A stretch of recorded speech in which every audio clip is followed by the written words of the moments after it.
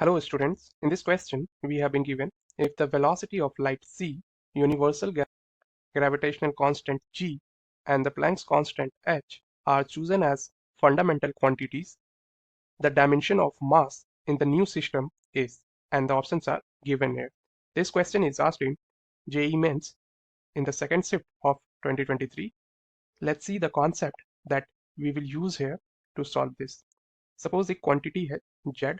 और ये जो है फंक्शन है x एंड y की, where x and y are also the variables. तो हमें अगर ये फाइंड करनी है कि ये z जो है ये x और y से कैसे रिलेटेड है, तो इसके लिए हम लोग क्या करते हैं, इसको लिखेंगे z इज इक्वल टू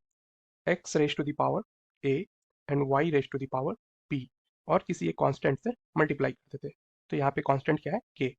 अब यहाँ पे जो z की जो डायमेंशनल फॉर्मूला होगी that should be same as the dimensional formula of x raise to the power a multiplied by y raise to the power b के। और इसी कॉन्सेप्ट का यूज करके हम लोग इस क्वेश्चन को सॉल्व करेंगे। तो जो हमें गिवन है कि मास जो है ये हमें क्वांटिटी गिवन है और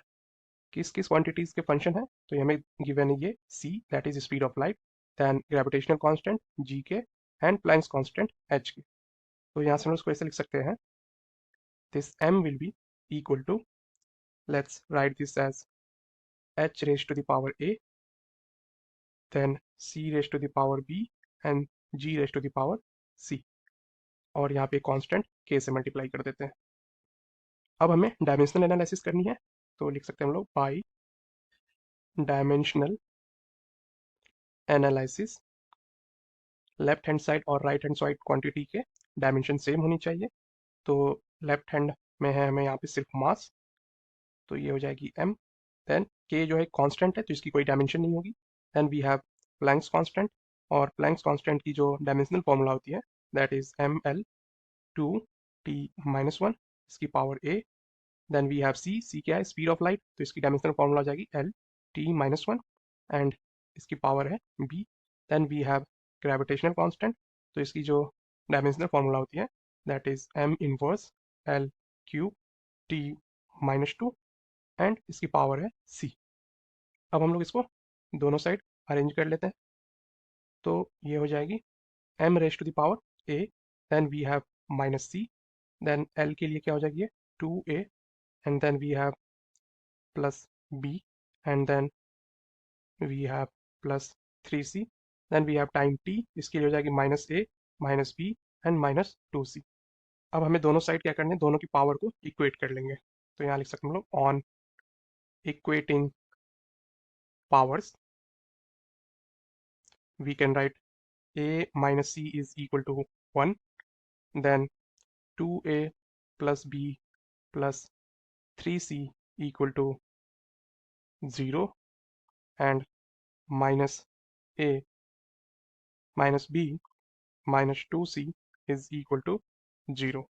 अब यहाँ से हमें a b c की वैल्यू फाइंड करनी है, तो पहले हम लोग यहाँ पे इन दोनों इक्वेशन को ऐड कर देते हैं, तो ये क्या हो जाएगी 2a माइनस a, तो ये हो जाएगी a plus b minus b cancel, plus 3c minus 2c, तो ये हो जाएगी